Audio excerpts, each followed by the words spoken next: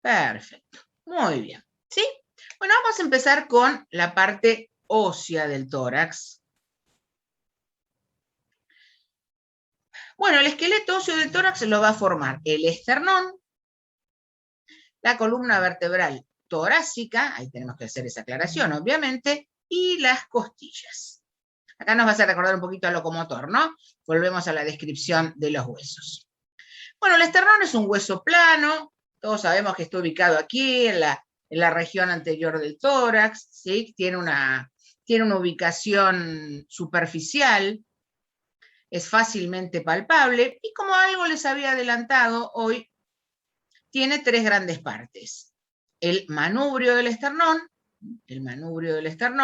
el cuerpo, y en el extremo más inferior lo que se llama apófisis sifoides. En algún texto le dice apéndice sifoides, es lo mismo, ¿sí?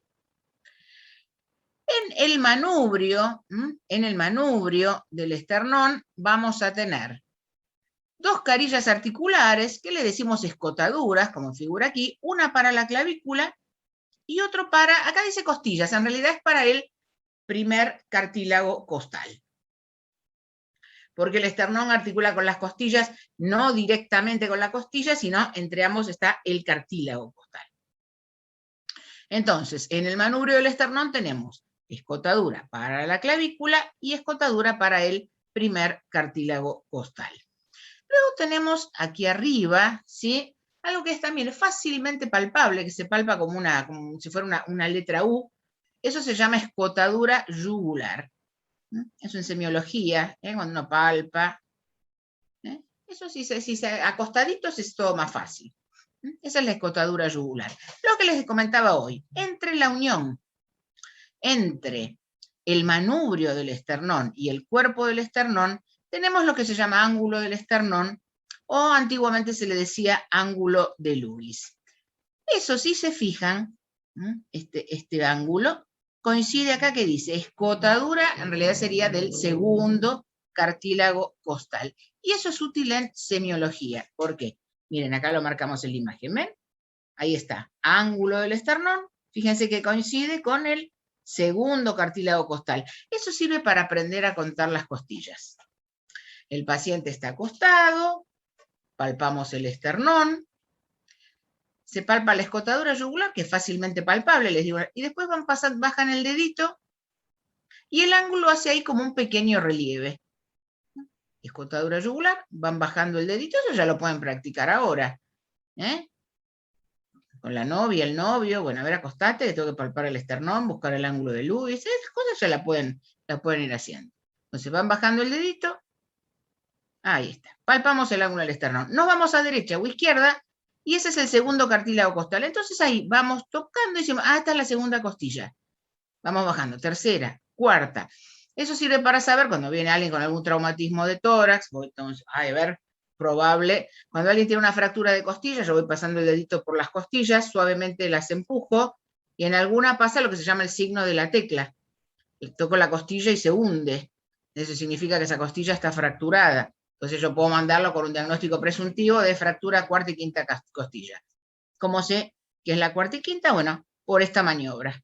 Palpo el ángulo esternal, me voy hacia derecha o izquierda, esa sí que es la segunda costilla, y después voy bajando, se palpan fácilmente, siempre con el paciente acostado, ¿sí? Es mucho más fácil. Todo esto es de semiología, pero semiología es pura anatomía, por eso me van a recordar a lo largo de toda la carrera. Esa profesora medio pesada que teníamos en el primer año, bueno, van a ver que me van a recordar a lo largo de toda la carrera, porque anatomía aparece siempre, no va a aparecer en bioquímica y obviamente no va a aparecer, pero hay un montón de materias que si yo no tengo bien al tanto anatomía, hago agua. Muy bien. Nos vamos al cuerpo del esternón. Bueno, en el cuerpo del esternón es lisito, no tengo nada especial para destacar. Lo importante lo tengo a los lados, en las caras laterales del cuerpo, donde tengo estas escotaduras para el resto de los cartílagos costales. Fíjense que acá me figura hasta el séptimo, es correcto. Va a estar hasta el séptimo cartílago costal. Ahora vamos a ver que hay 12, ¿cómo? Hay 12 costillas y hay 7 cartílagos costales. Bueno, ahora vamos a ver. Pero tengan presente, en el manubrio del esternón tenemos la escotadura para el primer cartílago costal. Recuerden, en el ángulo del esternón, ahí está la escotadura del segundo cartílago costal, y en el cuerpo del esternón ya vamos a tener entre el tercero y el séptimo, la articulación para el tercero al séptimo. Luego la apófisis sifoides, nada para decir, es el extremo inferior, no tenemos nada para aclarar. ¿Sí? Ese es el esternón entonces, hueso plano. Bueno, columna vertebral ya la vimos, obviamente nos referimos a columna torácica, ¿recuerdan cuántas vértebras torácicas teníamos? 12. 12, perfecto. Entonces nos vamos a referir a las 12 vértebras torácicas. ¿Cuál era lo más trascendente de una vértebra torácica? Uno las reconocía, ¿por qué? Fundamentalmente, a diferencia de otras. ¿Qué era lo que tenían sí o sí? Las carillas costales. Perfecto. Las carillas articulares para las costillas, exactamente. Si recordamos, justamente, ahí tenemos una vértebra torácica, teníamos 2 carillas para las costillas en el cuerpo de la vértebra, ¿ven? Una superior y una inferior, y una carilla en la apófisis transversa. ¿Ven? 3 carillas en total. 2 en el cuerpo vertebral y una en la apófisis transversa. Eso era la característica de las vértebras torácicas. Acá tenemos una real, y ahí vemos en el cuerpo, ahí tenemos una carillita, ahí vemos la otra, y ahí tenemos la carilla en la apófisis transversa. Nos vamos ahora a las costillas. Las costillas en realidad son huesos planos, porque me delimitan una cavidad, justamente la cavidad torácica, pero tienen forma alargada. Cuando yo lo estudié, a la edad de ustedes, lo vi como hueso mixto, porque en realidad era un hueso largo que funcionaba como hueso plano. Ahora, en los textos dice esto, hueso plano, pero de forma alargada. Si alguien tiene una edición anterior, o papá, mamá médica, y miran algún libro de anatomía más viejito, va a ver que les dice que es un hueso mixto. Ahora nos quedamos con este concepto, que es un hueso plano, porque me delimita una cavidad, que es la cavidad torácica, pero tienen forma alargada. Son 12 pares, uno dice son 12 costillas, bueno, obviamente son 12 de cada lado, son 12 pares. Junto con el cartílago es lo que llamamos el arco costal. Costilla más cartílago costal igual a arco costal. Y ahora viene esto de, ¿por qué había menos carillas articulares en el esternón si hay más costillas? Bueno, de la primera a la séptima se la llama costillas verdaderas. De la primera a la séptima son costillas verdaderas. ¿Por qué? Porque cada una articula solita, individualmente, con el esternón.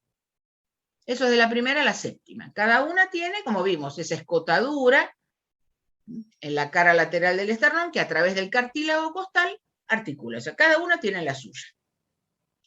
Después, de la octava a la duodécima, les decimos falsas. Hay una diferencia.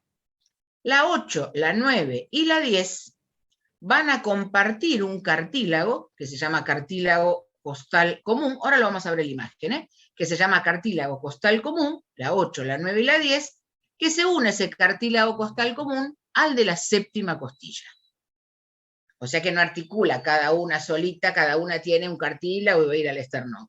Por eso son falsas. La 8, la 9 y la 10 forman lo que se llama el cartílago costal común, y ese cartílago costal común va a ir al de la séptima costilla. La 11 y la 12 directamente no van a tener ninguna articulación con el esternón. Por eso se las llama flotantes. ¿Sí? Veamos la imagen. Acá vemos bien, ¿ven? De la primera a la séptima, fíjense que cada una tiene su cartilaguito que va al esternón. ¿Qué pasa con la 8, la 9 y la 10? ¿Ven? Ahí cada una tiene ese cartílago, el de la 10 se une al de la 9, el de la 9 se une al de la octava. Esto es lo que se llama cartílago costal común, que ¿a dónde viene? Al cartílago de la séptima. Por eso el esternón tiene 7 escotaduras para los cartílagos costales, porque el de la 8, la 9 y la 10 se van a unir al de la séptima. Y la 11 y la 12 directamente no articulan Vieron que dentro de todas las cirugías modernas que hay una que se hace sacar la última costilla para que las chicas tengan una cinturita más chica. Cosas de la modernidad. Hay una cantante mexicana, que las deben conocer, Thalía, que dicen que se hizo esta cirugía. Bueno, muy bien. Vamos a describir una costilla entonces. Acá tenemos una vista posterior. Fíjense que dijimos que tiene forma alargada, pero no es rectilínea una costilla. Una costilla tiene una forma oblicua. Tiene una forma oblicua. Para su descripción vamos a tener un extremo anterior, que es este que le estoy señalando, recuerden que le estamos viendo desde atrás, un extremo anterior, un extremo posterior, y lo que llamamos cuerpo, a mí me gusta más decirle cuerpo, como da la vueltita en algunos lados, como ven, figura acá, le dicen ángulo. Se acepta, a mí me gusta más decirle cuerpo.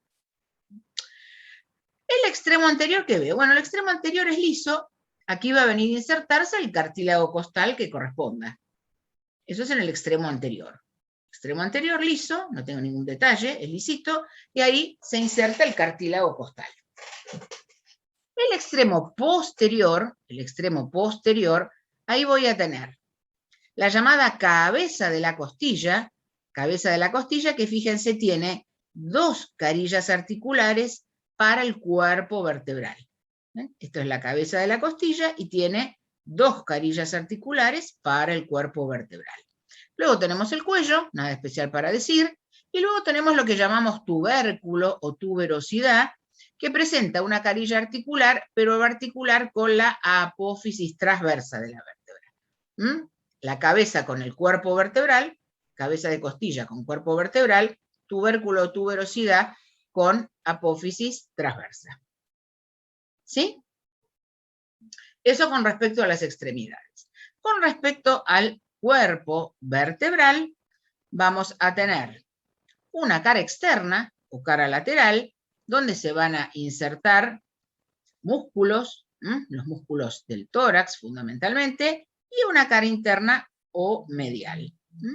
Cara lateral, cara medial. Vamos a tener un borde, el cuerpo va a tener un borde superior y un borde inferior. Importante para recordar un detalle.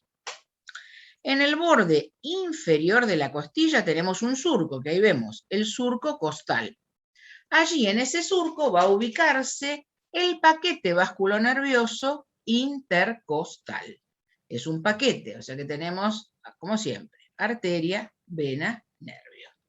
¿Sí? Entonces, el cuerpo de las costillas tiene una cara lateral para la inserción de músculos, una cara medial, nada importante para destacar, un borde superior y un borde inferior. Ahí sí recordar que en el borde inferior nos encontramos con el surco costal por donde transcurre el paquete vasculonervioso intercostal. ¿Sí? ¿Alguna duda hasta acá? ¿No? Bueno. ¿Cuál es el nombre del PVN, profesor? ¿El nombre de qué? Del paquete vasculonervioso. Intercostal. Ah, sí, ok. Intercostal. Los nervios intercostales, ahí tenemos, ¿ven? Acá en esta imagen ahí vemos. Los nervios intercostales. Los nervios intercostales, ¿de dónde se originaban? ¿Recuerdan? ¿De dónde vienen los nervios intercostales? De las raíces anteriores de los nervios raquídeos. Perfecto, muy bien. De nervios raquídeos te faltó el apellido. ¿Nervios raquídeos? ¿Cuál es? Torácicos. Perfecto. ¿Se acuerdan cuando decíamos, las ramas anteriores de los nervios cervicales me formaban el plexo cervical, el plexo braquial? Las ramas anteriores de los nervios raquídeos lumbares, el plexo lumbar. Y ahí nos quedaba un hueco en el medio. Entre braquial y lumbar no teníamos ningún otro plexo. ¿Por qué? Porque los nervios raquídeos torácicos no forman plexos y sus ramas anteriores son las que dan los nervios intercostales. ¿Está? Eso lo hemos dicho ya en locomotor. Muy, muy bien, Yasmín, te felicito. Bueno, y tenemos las arterias intercostales. Tenemos arterias y tenemos venas. Las arterias intercostales posteriores, hoy las nombramos más temprano, son ramas directas de aorta torácica, como vemos ahí en la imagen. Las intercostales posteriores ramas directas de aorta torácica. Las anteriores, alguien me preguntó hoy en el teórico más temprano, las anteriores son ramas de la torácica o mamaria interna, que recuerdan eran ramas de la subclavia. ¿Sí? Recuerden que este paquete vasculonervioso va a ubicarse en el borde inferior de cada costilla, lo que dijimos que era el surco costal, en el borde inferior, y la disposición de arriba hacia abajo, como ven en la imagen, tenemos primero la vena intercostal, luego la arteria, y el elemento más inferior es el nervio. Esa es la disposición de arriba abajo. Vena.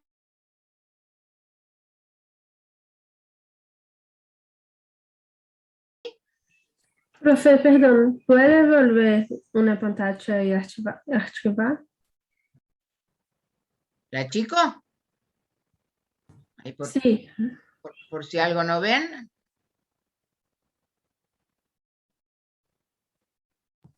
Gracias. Muy bien. Ahora, un detalle. Dijimos que las costillas tenían, el cuerpo de la costilla tenía una cara lateral y una cara medial. Ahora, la primera y la segunda tienen una disposición horizontal, ¿no? La costilla uno está acostumbrado a verlo así, cara lateral, cara medial, borde superior, borde inferior. Bueno, primera y segunda costilla tienen una disposición horizontal. Es como algo diferente, ¿ven? Solo primera y entonces estas tienen cara superior y cara inferior. Estas tienen, en vez de tener cara lateral y medial, tienen cara superior y cara inferior, porque cambia la formita, están dispuestas en forma horizontal. Solo primera y segunda. ¿Está?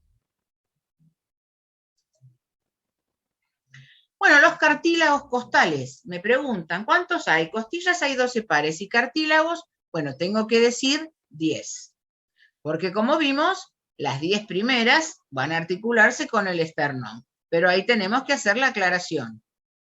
Del primero al sexto, bueno, cada una tiene como individual. El séptimo lo tendría individual, pero viene el del octavo, el noveno y el décimo, que se la escuela. Entonces eso se conoce como el cartílago costal común. Entonces el cartílago de la 10 va a la 9, el 9 va al cartílago de la 8, y finalmente se unen al último que se articula en el esternón, que es el de la séptima, y todos en conjunto forman el cartílago costal común. ¿Sí? En total, 12 pares de costillas, 10 pares de cartílagos, pero recordando que estas 4 costillas van a compartir este cartílago costal común. ¿Sí? Muy bien. Entonces, bueno, no te vayas. Ahí está. Entonces ahí las podemos ver. En esta imagen ahí se ve muy bien. Cuando hablan de las escotaduras del esternón, no digan que articulan con la costilla, digan que articulan, como ven, con los cartílagos costales. Este que ven, el último que ven, esto es lo que le decimos el cartílago costal común. ¿Sí? Y ahí vemos bien lo que les decía, las últimas 2 costillas las llamamos flotantes. No se olviden de ese detalle que les comenté al principio. ¿Sí?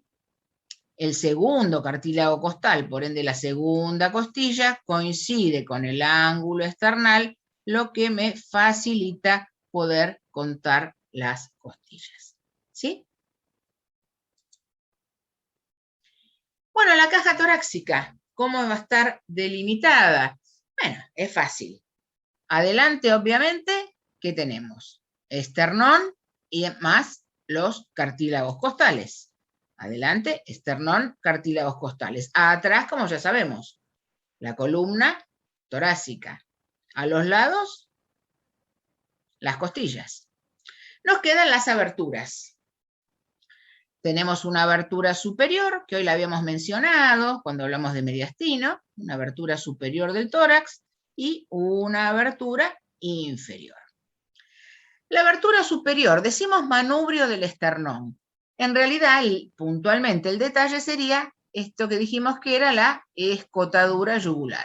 Manubrio del esternón es correcto, se acepta. Si voy al detallecito, decimos escotadura yugular del esternón. Después teníamos el borde interno borde interno de la primera costilla. Acá se ve bien lo que les decía, ¿ven? La disposición más horizontal y el cuerpo de la primera vértebra torácica. ¿Ah? Ahí tenemos, esa es la abertura superior del tórax. Luego tenemos la abertura inferior. Bueno, acá obviamente por parte del esternón vamos a tener apófisis sifoides. Vamos a tener cartílago costal común. Ah, les pongo el cartelito. Ahí está. Y vamos a tener, ¿qué más? Las dos últimas costillas, y si hablo de vértebra, obviamente lo último. Acá era la primera vértebra torácica, acá voy a tener la última, la número 12. Entonces, apófisis sifoides, cartílago costal común, las dos últimas costillas y la última vértebra torácica, que es la 12. Eso en conjunto nos forma la llamada caja torácica. Profe, ¿puedes achicar? ¿Sí?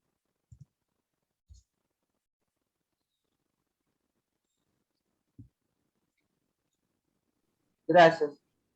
Qué suerte ver el módem con todos los puntitos encendidos. Muy bien. Bueno.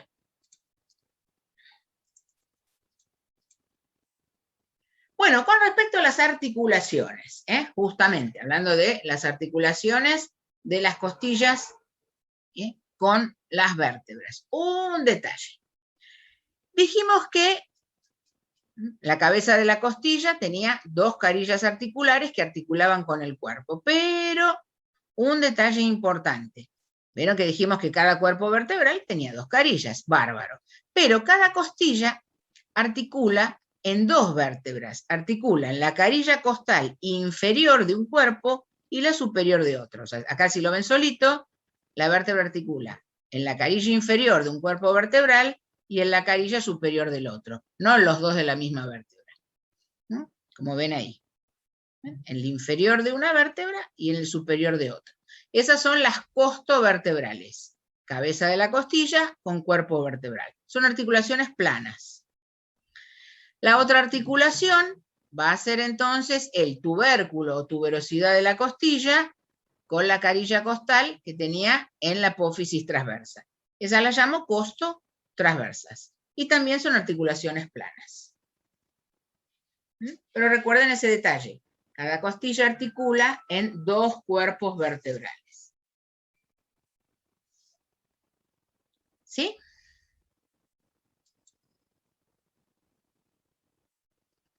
Muy bien. Articulaciones, entonces. Los cartílagos, la mayoría de los cartílagos costales con el esternón son todas articulaciones planas. Articulaciones planas. Y después tenemos esta que la deben recordar, de aparato locomotor, cuando hablábamos del complejo articular del hombro. Bueno, ahí tenemos entonces la articulación de el manubrio del esternón con la clavícula. Esa, recuerden que era un encaje recíproco, una articulación celar, pero tenía menisco, tenía disco articular. En realidad no encajaban también una carilla con la otra, entonces tenía disco articular. Esa era la esternoclavicular. Y se acoplaba a esa articulación, por eso le puedo decir esternocondroclavicular, el cartílago costal de la primera costilla, es el primer cartílago costal. Y esa era una sincondrosis, una articulación cartilaginosa sin ningún movimiento. Esa es la esternocondroclavicular, formada por un encaje recíproco ocelar, que es la articulación del esternón con la clavícula, y una sincondrosis, que es la del primer cartílago costal. El resto de los cartílagos costales con esternón son articulaciones planas. ¿Puedes achicar, profe? ¿Cómo no?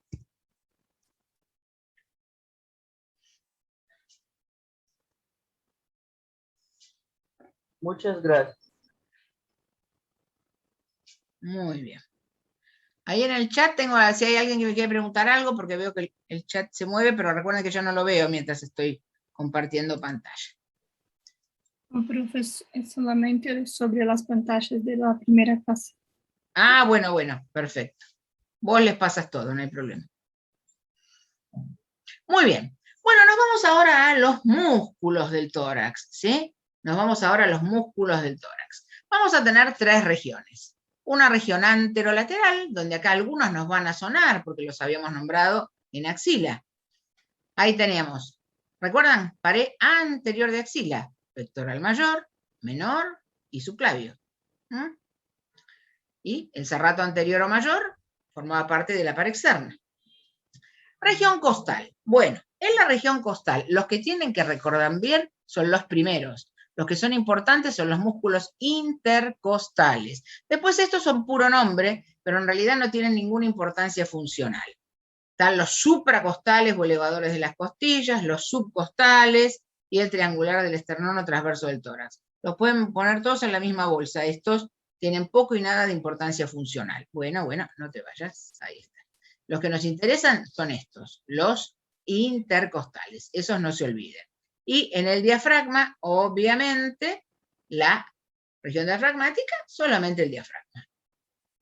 Esos van a ser entonces las 3 regiones de músculo del tórax. En la región costal, intercostales. Los otros, bueno, si se acuerdan, maravilloso. Pero lo importante son los intercostales en la región costal. ¿Estamos? Bueno. El pectoral mayor. ¿Se acuerdan? Acá tenemos una buena imagen. Y acá, ¿qué músculo es este que estamos viendo acá? A ver, ¿qué me dicen? ¿Qué es esto? Esternocleidomastoideo. Perfecto, muy bien. El esternocleidomastoideo con sus 2 inserciones. Miren que bien se ve. El fascículo esternal y el fascículo que va a la clavícula. Bien, a ver, ¿qué más les puedo preguntar ahí? Acá, ¿y este qué me dicen? A ver. ¿Cuál podría ser? El homoioides. Muy bien, el homoioide, perfecto, el vientre inferior, el que va hacia el omóplato, la escápula. Muy bien, 10 felicitado. Así me gusta. Muy bien. Bueno, pectoral mayor, ¿dónde se inserta? Acá se ve bárbaro. Se está insertando en la clavícula, puntualmente sería el tercio interno de la clavícula. ¿Acá dónde se va a estar insertando? Se va a insertar en el cuerpo del esternón y en los primeros 6 cartílagos costales. Acá tendríamos entonces clavícula, tercio interno, cuerpo del esternón, primeros 6 cartílagos costales. Y acá se viene para el húmero. ¿Se acuerdan? ¿A dónde iba? ¿Dónde se insertaba en el húmero el pectoral mayor? ¿Alguien se acuerda? Trocante menor, ¿puede ser? Trocánter es en el fémur. Trocánter es fémur, nunca podría ser. No, perdón. Surco intertubercular. Sí. En el surco intertubercular. Surco intertubercular. Antiguamente conocido como corredera bicipital. Perfecto. Surco intertubercular. Por esa inserción, justamente en el húmero, era aductor del brazo, pero ahora estamos en tórax, esa función no me interesa. Esta es la función que me interesa ahora para tórax. Participa en la inspiración profunda. ¿Qué significa? Que digamos, ahora que todos nosotros estamos tranquilos, ninguno lo está usando.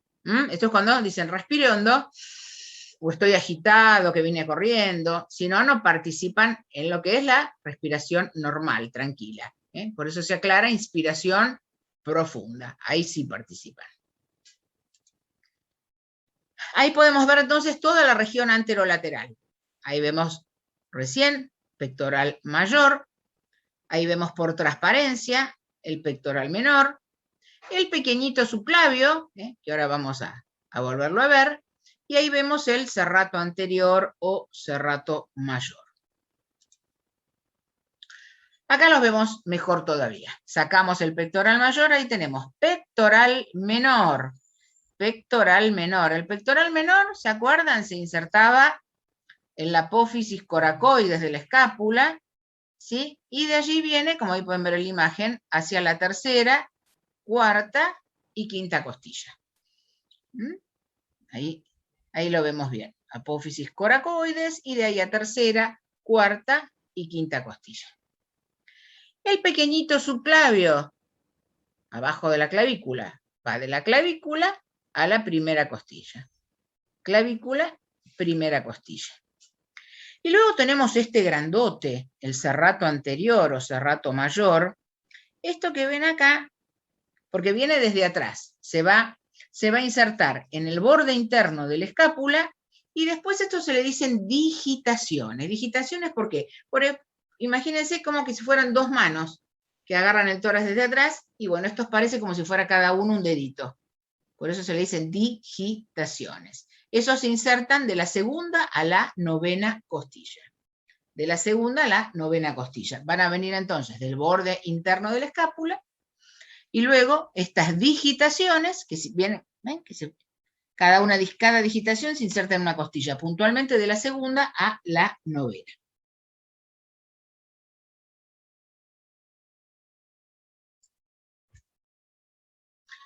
Pectoral menor, función que me interesa ahora como músculo de tórax, ahí lo volvemos a ver, lo mismo que el mayor, inspiración profunda. Las otras funciones, bueno, desciende el hombro, eso era para locomotor, y al respirar profundo, las costillas suben. Y ahí tenemos el serrato, ¿ven? Ahí está marcadito lo que decía, ¿ven? Que parece como si fueran dos manitos con los deditos que abrazan desde atrás. Bueno, cada uno, ahí tienen las digitaciones. Recuerden que viene desde la escápula, desde el borde interno, y también elevan las costillas y participan en la inspiración profunda. Entonces, los pectorales y el serrato, inspiración profunda. Estos van a estar inervados todos por ramas colaterales del plexo braquial,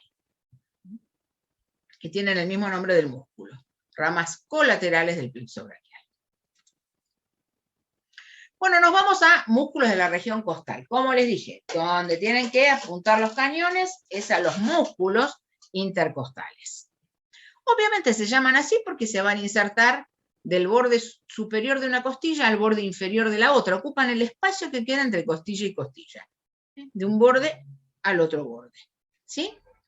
En cada espacio tenemos intercostal externo, que son los más importantes de todos, intercostal externo, intercostal interno e intercostal íntimo. Si alguien tiene algún librito anterior, más fácil, habla de intercostal externo, medio e interno. Como esas cosas que se ven después, este que le dicen íntimo se ve que en realidad es como un desdoblamiento del intercostal interno, por eso le pusieron un nombre parecido. Antes se decía externo, medio, interno, era más fácil. Ahora es externo, interno, íntimo. Van a estar superpuestos en distintos planos, aunque no ocupan todo el espacio, como ahora vamos a ver exactamente qué lugar ocupan, y obviamente van a estar inervados por esos nerviecitos que hablamos hace un ratito, los que transcurrían por el borde inferior de la costilla, que son los nervios intercostales. Recuerden que vienen entonces de los nervios raquídeos torácicos, ¿eh? Son las ramas anteriores de los nervios raquídeos torácicos los que lo originan. Muy bien. Ahí tenemos entonces, los que tienen el trayecto más largo de todos y los más importantes, como les dije, son los intercostales externos, que van a venir desde atrás, vienen desde la columna torácica, ahora los van a ver solitos, y vienen hacia adelante, llegan más o menos hasta la altura donde está el cartílago costal, ¿ven? Ahí está la unión del cartílago con la costilla, bueno, llegan hasta ahí aproximadamente. Esos son los externos, funcionalmente los más importantes de todos. Y luego tenemos los que me ocupan el espacio, bien que está abajo de los cartílagos costales, esos son los intercostales internos. Recuerden que lo que se le dice íntimo es como un desdoblamiento del mismo músculo. Acá los van a ver solitos. No, acá no, en la otra. Acá está lo que les digo, ¿ven? Ahí está el espacio intercostal. ¿Ven? Estos músculos van de borde a borde de la costilla. Ahí tienen los externos, ahí tienen el interno, y el íntimo es un desdoblamiento del músculo interno.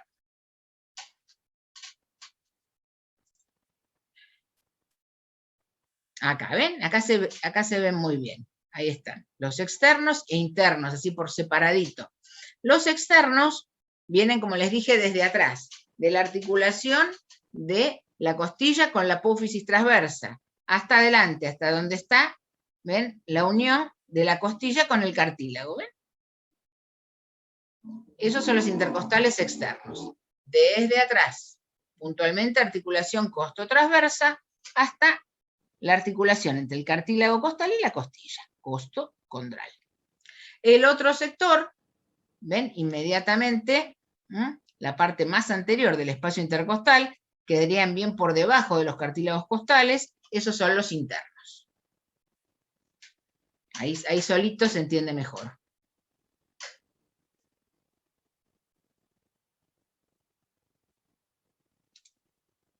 Profe, ¿puedes mover la pantalla y achicar, por favor? Ahí está.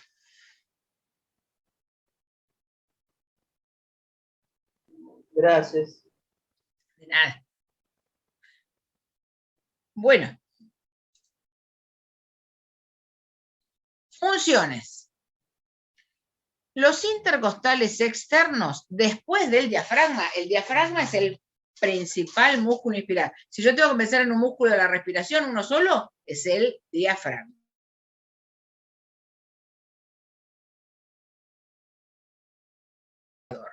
Yo inspiro y las costillas se elevan.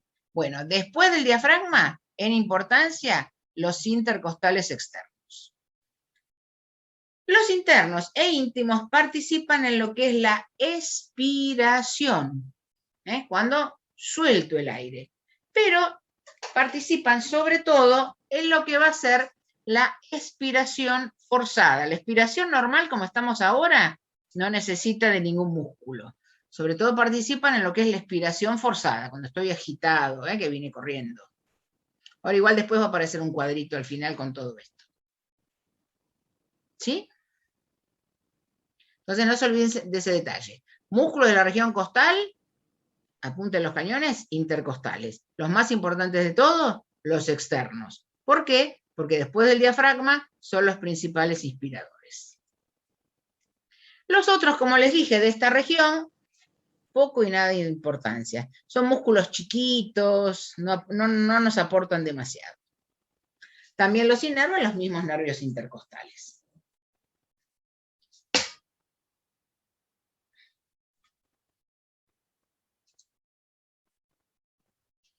Bueno, y llegamos al diafragma, el músculo de la respiración por excelencia. Como ya les dije muchas veces, es un tabique músculo tendinoso. Nos separa la cavidad torácica de la abdominal. Es el principal músculo inspiratorio, ¿sí? ¿Cuántas veces se contrae por minuto? De 15 a 20 veces. Este músculo, ahí lo vamos a ver ahí, va a aparecer, ahora va a aparecer. Este músculo, tengan presente que al inspirar, ¿qué va a pasar? Ahora vamos a ver. Les voy a mostrar un dibujito. Ah, no, en la otra. En la otra se los voy a mostrar. Acá lo vamos a ver, ¿ven? Ahí está el diafragma, separando muy bien el tórax del abdomen. Esto que se ve acá, cuando vean placas de tórax, ¿sí? Seguramente la doctora Caseroto les va a mostrar después alguna clase. Estos se conocen como las cúpulas diafragmáticas. Uno cuando ve el relieve, uno dice, bueno, esta es la sombra del diafragma. Esto se conoce como las cúpulas diafragmáticas. Hay una que está más alta que otra. ¿Cuál? ¿La derecha o la izquierda? Derecha. ¿Por qué? Acá abajo hay algo Por que el ocupa hígado. mucho lugar. Exactamente. Por la presencia del hígado, esto que es la cúpula diafragmática derecha, está más elevada. Fíjense, si yo sigo con la flechita para allá, miren, ¿ven? Está más alta que la izquierda, por la presencia del hígado que va a estar acá abajo, ya en el abdomen. ¿Está? Muy bien, ahí lo tienen en movimiento, ¿ven? Entonces, en realidad, el que mueve a los pulmones, yo les dije, los pulmones no tienen movilidad propia. En realidad, estos músculos, ¿ven? Fíjense, al estar apoyaditos, es el diafragma el que mueve bien a los pulmones. Al descender el diafragma, ¿qué pasa? Empuja el abdomen, aumenta la presión intraabdominal. Por eso, es el principal músculo inspiratorio, pero es útil también en la micción, cuando hacemos pipí, cuando hacemos popó, la defecación, eso aumenta la presión. En el parto, cumple un papel fundamental en el momento del parto, ¿sí? Eso porque al descender, aumenta la presión del abdomen. Bárbaro. Principal función, músculo inspiratorio, pero tiene también como estas funciones accesorias que son importantes también. ¿Sí? Les puse esto para que vean. Ya no pongo más nada con música, quedé frustrada de la clase pasada, que no salió. Muy bien. Entonces, ¿sí? ¿Ven? Para que vean bien el movimiento. Ven que en realidad, el que mueve a los pulmones es el diafragma, con su movimiento los mueve. Bueno, el diafragma tiene dos grandes partes. Tiene una parte central, ahora lo vamos a ver desde arriba, tiene una parte central bien tendinosa, que se llama centro frénico o centro tendinoso, como les guste más a ustedes. Y una parte periférica muscular. Piense que va a tener varias inserciones, porque me tiene que separar todo el tórax del abdomen. Entonces se va a insertar hacia adelante, hacia los lados, hacia atrás. Va a tener varios fascículos de inserción.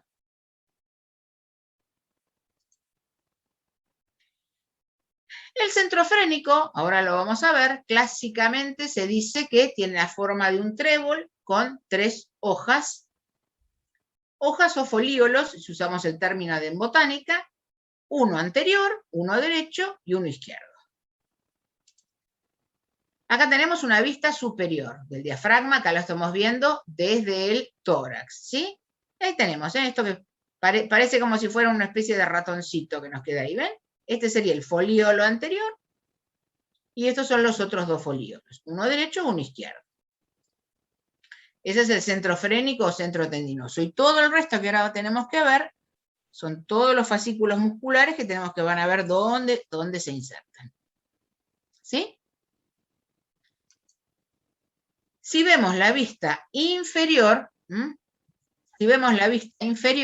ahí se puede ver mucho mejor, ahí viene la formita, ¿ven? Ahí se ve claramente. Ahí está el centro frénico con lo que parece un trébol de 3 hojas o folíolos, uno anterior, uno derecho, uno izquierdo, y todo el resto van a ser las inserciones musculares. Vamos a ir viendo entonces dónde se va a insertar el diafragma. El diafragma se va a insertar en el esternón, se va a insertar en las costillas, y hacia atrás se va a insertar en la zona lumbar. Esos van a ser las porciones o fascículos. Vamos a comenzar. Entonces, la parte muscular, les dije, tenemos en el esternón, se va a insertar en lo que llamamos apófisis sifoides, fascículo o porción, como a ustedes les guste más. Una parte se va a insertar en el esternón. ¿Dónde? En la parte más inferior, lo que vimos, apófisis sifoides.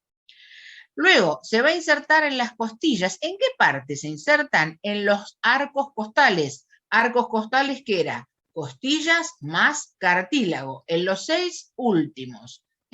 Arcos costales. Costilla más cartílagos. Esa es la porción costal.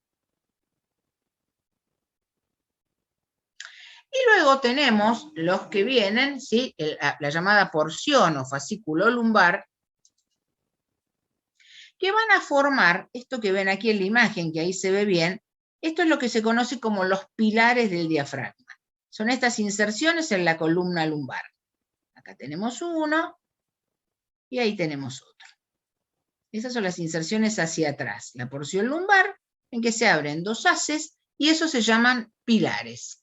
Y hay una diferencia entre uno y otro en la inserción, en qué vértebra se inserta del lado derecho y en cuál es del izquierdo. La diferencia va a ser que del lado derecho se insertan L2 y L3. Del lado izquierdo es más cortito y se inserta en L1 y L2. Esa va a ser la diferencia. Entonces, ¿cuáles son las inserciones musculares del diafragma? Recuerden, tenemos un fascículo que va al esternón, puntualmente apófisis sifoides. ¿Se insertan las costillas? Sí. ¿En todas las costillas? No. En los 6 últimos, 6 últimos arcos costales porque le agregamos el cartílago.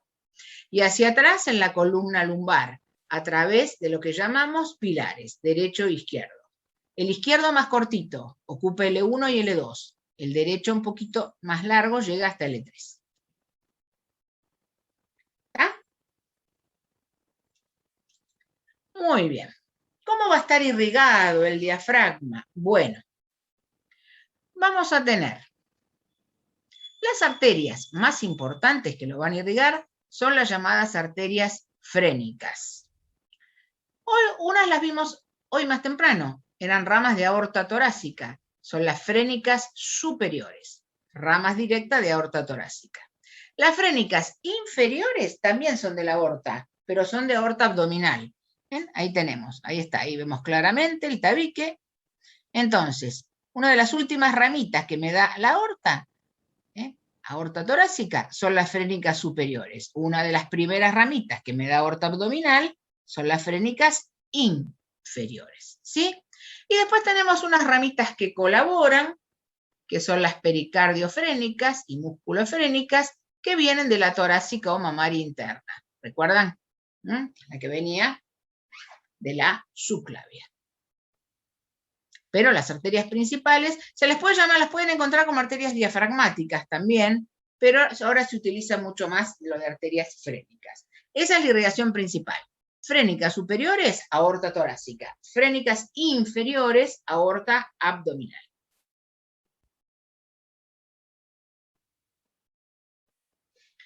Con respecto a la inervación, obviamente, lo más importante acá van a ser los nervios frénicos. Entonces, nervio frénico. Me pueden preguntar, ¿dónde lo encuentro en el cuello? ¿Dónde lo encuentro en el tórax? ¿Cómo termina? ¿Terminan los dos en el mismo lugar? Entonces, veamos. En el cuello, ¿recuerdan?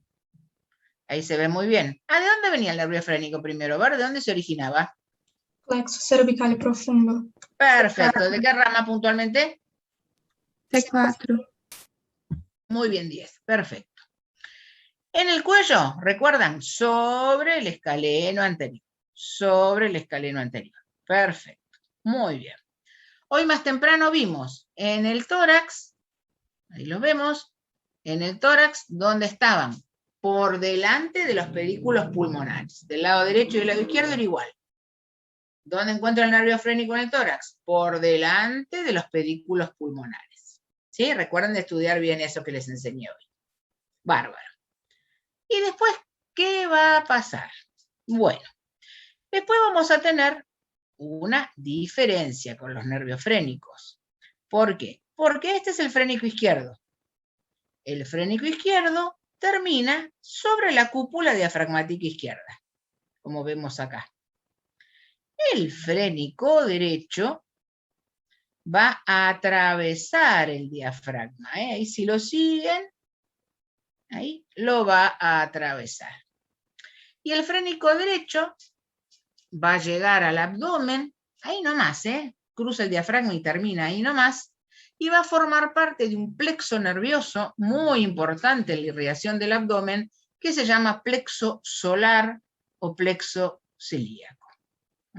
Es igual cuando aparezca el plexo lo vamos a repetir, pero es importante recordarlo. Entonces, nervios frénicos, rama principal del plexo cervical profundo. Lo encuentro en el cuello, sobre el músculo escaleno anterior. Lo encuentro en el tórax, por delante del pedículo pulmonar. Eso es igual del lado derecho y del lado izquierdo, todo igual. Diferencias donde termina uno y otro. Es la inervación principal del diafragma, función de cosas. Ahora, diferencia donde termina el derecho y el izquierdo. El izquierdo, lo vemos ahí, finaliza en la cúpula diafragmática izquierda. Ahí termina. El derecho atraviesa el diafragma. Pero el derecho va a atravesar el diafragma y va a finalizar en un plexo nervioso conocido como plexo solar.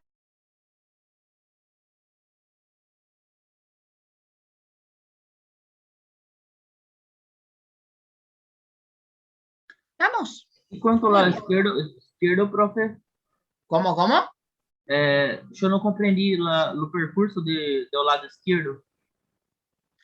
Del lado izquierdo termina acá. Ahí lo ves donde termina. Cúpula diafragmática. Ahí termina. Ahí lo ves. Ok, gracias. Termina sobre la cúpula diafragmática. No atraviesa el diafragma. Ahí termina. Cúpula diafragmática? Cúpula. Como la cúpula de la iglesia. Por la forma que tiene. Sí, ok. Cúpula con U, por favor, C-U. Poné bien la vocal por las dudas. Bueno. Muy bien. ¿Alguien más colabora en la inervación del diafragma? Sí, los 6 últimos nervios intercostales.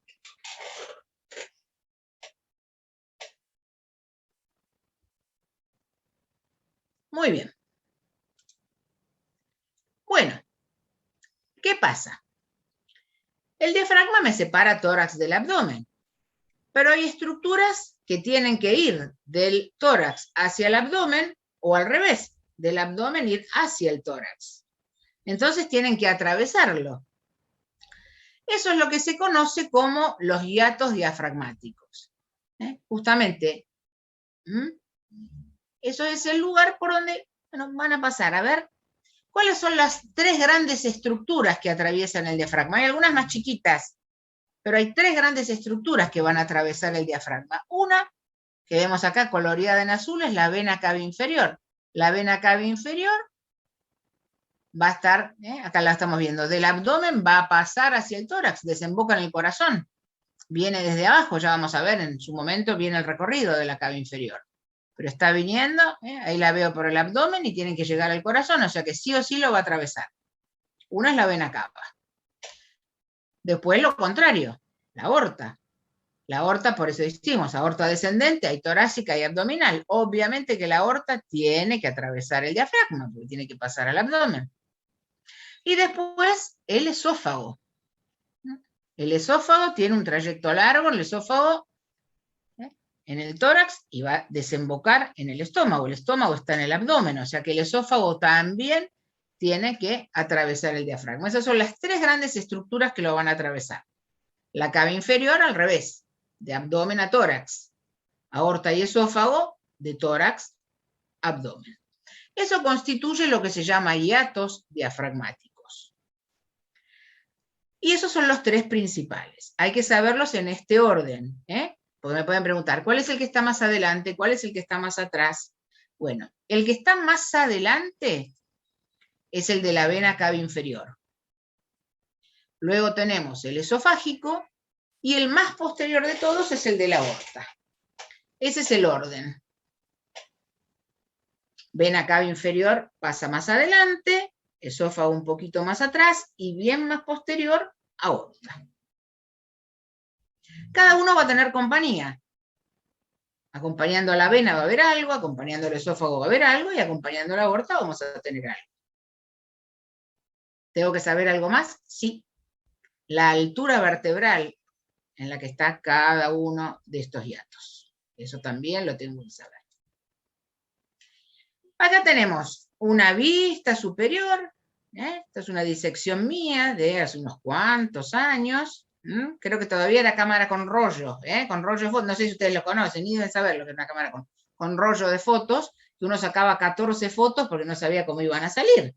Después había que llevar el rollo a revelarlo a un negocio y esperar que nos dieran las fotos en papel, y sacamos 35 fotos y nos servían 10, porque las otras habían salido para la mona.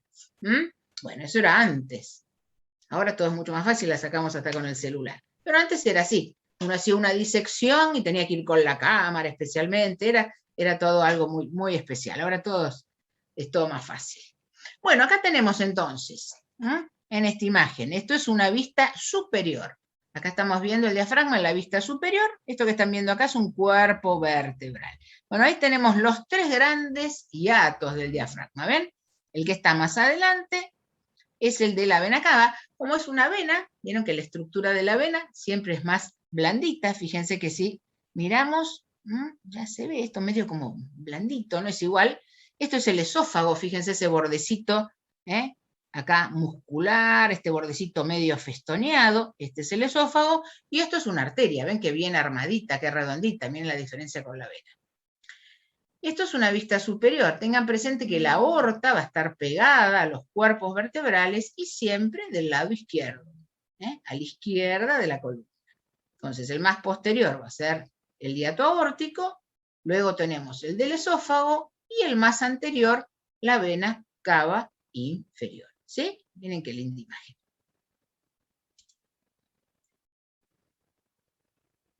¿Qué tengo que saber? ¿Quién acompaña cada uno de estos elementos en su paso y a qué altura vertebral están? ¿Quién acompaña la vena cava? Por ese mismo, ¿quién va a aprovechar ese orificio por donde pasa la vena cava? Bueno, les dije, el frénico derecho atraviesa el diafragma. Tiene que llegar a ese plexo nervioso, les dije que era el plexo solar o celíaco. Pregunta de examen, ¿cómo llega el nervio frénico hasta el plexo? ¿Por dónde pasa? La respuesta es eso, por el hiato o foramen de la vena cava inferior. Frénico izquierdo, no pasa el diafragma, termina sobre la cúpula diafragmática izquierda. ¿A qué altura vertebral encuentro este hiato? T8, T9. Esto para Choice, creo que se presta mucho. Bien, el hiato esofágico. ¿Quién acompaña el esófago? Los nervios vagos, nada más ni nada menos. Obviamente, los nervios vagos era el único par craneano que tenía un trayecto tan lejano. Termina en el abdomen. Tiene que pasar por el diafragma, es un tabique, hay que atravesarlo. Bueno, aprovecha el hiato por donde pasa el esófago. Esto está a la altura de T10. Nos queda el hiato aórtico. ¿Quién acompaña a la aorta en su pasaje? Bueno, un conducto linfático, que es el conducto torácico. Y este es el que está más bajo de todos, T12. A esto, por favor, este cuadrito muy bien sabido. ¿Quién acompaña a cada uno de estos elementos y a qué nivel vertebral están?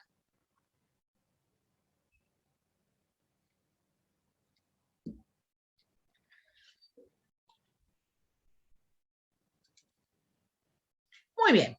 Acá volvemos a verlos, ¿sí? Volvemos a ver otra vez.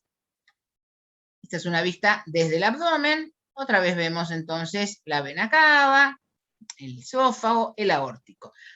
Y ahí yo les dije, esto es lo principal. Hay hiatos accesorios, chiquititos, donde pasan estructuras, bueno, capaz no tan trascendentes, que pasan solitas. ¿Cuáles van a ser? Bueno, vamos a tener tronco simpático, la cadena simpática. Ahí tenemos una. Una vena, la vena lumbar ascendente. Y un nervio que va a formar parte de este plexo solar o celíaco, que ya vamos a ver en su momento, que es el nervio esplácnico mayor. Estos serían hiatos accesorios del diafragma, estructuras que también lo atraviesan, solitas, menos famosas. Los que tienen que saber sí o sí son estos tres grandotes que vimos recién. Pero van a leer por ahí. Hiatos accesorios, ay, la doctora no nombró ninguno. Bueno, se los menciono. La cadena simpática, vena lumbar ascendente y nervio esplácnico mayor. Son hiatos accesorios chiquititos, pero los tres importantes son los otros.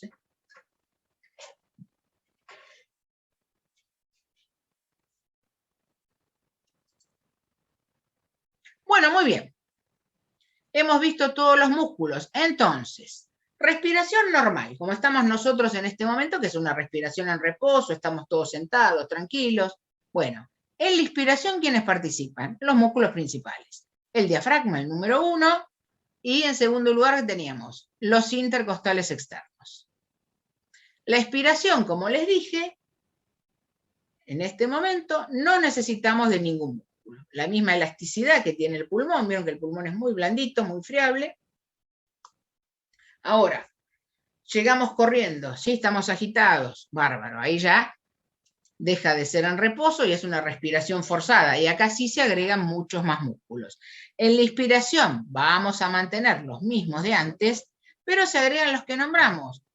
¿Se acuerdan? Nombramos los pectorales, pectoral mayor, pectoral menor, serratos. Los escalenos. Los escalenos, recuerdan que yo les dije, se insertaban en la primera y segunda costilla, entonces eran músculos accesorios de la respiración. Bueno, cuando estoy agitado, participan en la inspiración. Y hasta puede llegar a participar el esternocleidomastoideo también.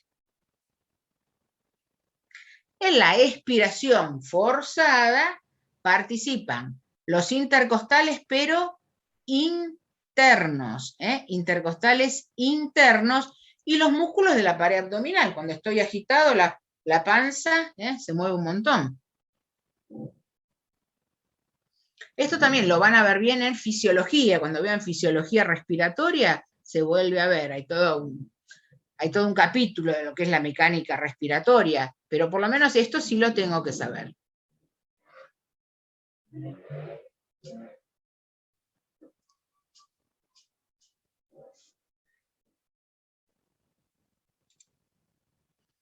Entonces, para ir finalizando, ¿qué pasa con la caja torácica? Cuando inspiro y cuando expiro. Bueno, cuando inspiro profundo, ¿sí? ¿Qué pasa? Los extremos anteriores de las costillas ascienden, ¿ven? En la dirección de la flechita, ¿sí? Y el diámetro transverso del tórax aumenta. Eso en fisiología les van a hablar de estos diámetros, ¿sí? Los extremos anteriores de las costillas ascienden y el diámetro transverso del tórax aumenta. Obviamente que la expiración va a ser todo. Los extremos anteriores de las costillas descienden y el diámetro transverso horizontal del tórax disminuye.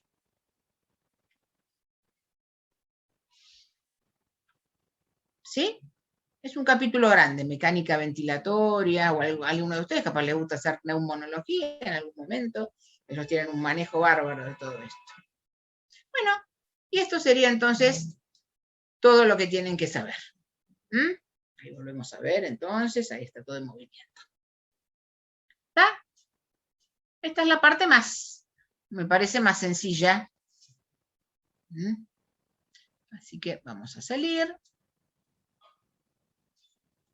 No sé si tienen alguna preguntita. No es tan difícil. Sepan bien el tema de diafragma. Diafragma, sépanlo bien, dónde se inserta, quién lo inerva. Eso, sépanlo muy bien. Sépanlo de los hiatos. Eso es bastante preguntado. Por lo menos en los exámenes orales se preguntaba mucho. Los CHOI ya cambia porque, bueno, cada docente pone sus preguntas. Y ahí se hace un poco más complicado, ¿no? Porque cada docente ahí pregunta lo que quiere. Bueno. Muy bien.